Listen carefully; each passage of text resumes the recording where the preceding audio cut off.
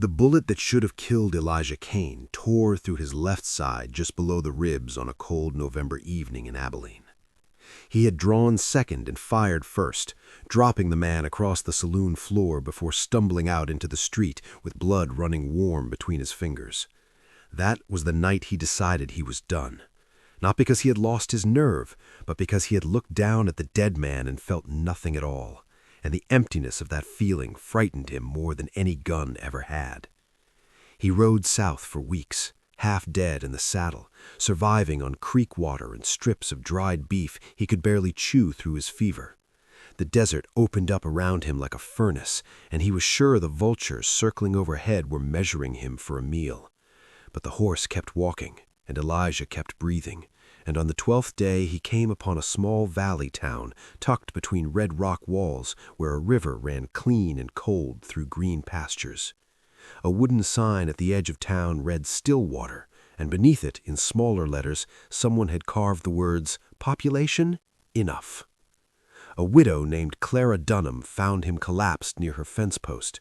She was a tall woman with sun-browned skin and hands roughened by years of working the land alone.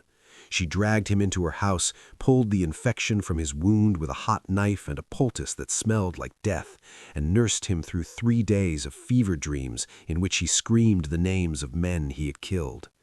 When he woke, she was sitting by the window darning a sock, and she looked at him with eyes that held neither judgment nor pity. "You talk a lot in your sleep," she said. "I don't care who you were. I care who you plan to be." He stayed. At first because he was too weak to leave, and then because he found he did not want to. He mended fences for Clara. He learned to work cattle without cursing.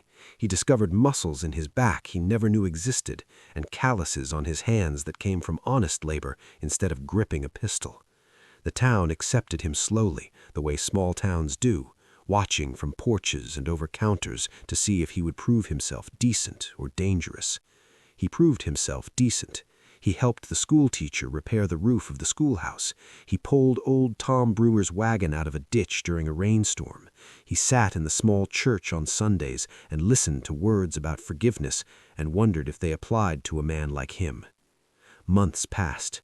The wound healed into a thick scar that ached when the weather turned. He hung his gun belt on a nail in the barn and let the dust collect on the leather. He and Clara began to share suppers that lasted longer than they needed to, conversations that wandered into the late hours, silences that felt comfortable rather than empty. One evening she reached across the table and took his hand, and he felt something crack open inside his chest that he had believed was sealed shut forever. It was not love yet, but it was the ground in which love could grow, and for the first time in his life he wanted to tend something rather than destroy it. Spring came to Stillwater with wildflowers and warm wind, and Elijah Kane began to believe that a man could truly start over. He was wrong. They rode in on a Tuesday, 4 men on tired horses, trailing dust and bad intentions. Their leader was a man named Virgil Ketch, narrow-faced and sharp-eyed, with a reputation that preceded him like the smell of smoke before a fire. He had been a Confederate raider during the war and had never stopped raiding when the war ended. The men with him were cut from the same cloth, hard, hollow men who had learned that taking was easier than earning and killing was easier than asking. They took over the saloon first, then the general store. They told the people of Stillwater that they would be staying a while and that the town would provide for them, food, whiskey, money, and silence. The sheriff, a kind old man named Harlan Dupree, who had not fired his pistol in 6 years, walked into the saloon to reason with them. They beat him until he could not stand and threw him into the street as a message. The town bent under the weight of its fear. Doors closed, shutters latched. People walked with their eyes down and spoke in whispers. Elijah watched from Clara's porch and felt the old darkness stir inside him like a snake uncoiling. "Don't," Clara said. She had seen the way his eyes changed, the way his jaw set like stone. "Tell them to go," Clara said. "You'll never be able to live with yourself if you don't." He rode into town at dawn. The street was empty except for a dog sleeping in the shade and the smell of coffee drifting from the hotel. He tied his horse to the rail outside the saloon and pushed through the doors. Virgil and his 3 men were inside, playing cards and drinking whiskey that was not theirs. "I want you out of Stillwater by noon," Elijah said. Virgil looked up from his cards. "And if we don't go, then you don't go anywhere, ever." The silence that followed was the kind that stretches time, that makes seconds feel like minutes and minutes feel like hours. Elijah watched their hands. He had always watched the hands. A man's eyes could lie, but his hands always told the truth. The youngest of Virgil's men moved first, reaching for the pistol on his hip with the desperate speed of someone who had never faced a real gunfighter. Elijah drew and fired in a single motion that felt less like a choice and more like a reflex, a language his body had never forgotten. The young man fell. The second man rose from his chair, and Elijah shot him through the shoulder, spinning him to the wall. The third man threw his hands up and backed into the corner. Then it was just Elijah and Virgil. Virgil had not moved. He sat in his chair with his cards still in one hand, his other hand resting on the table near his holster.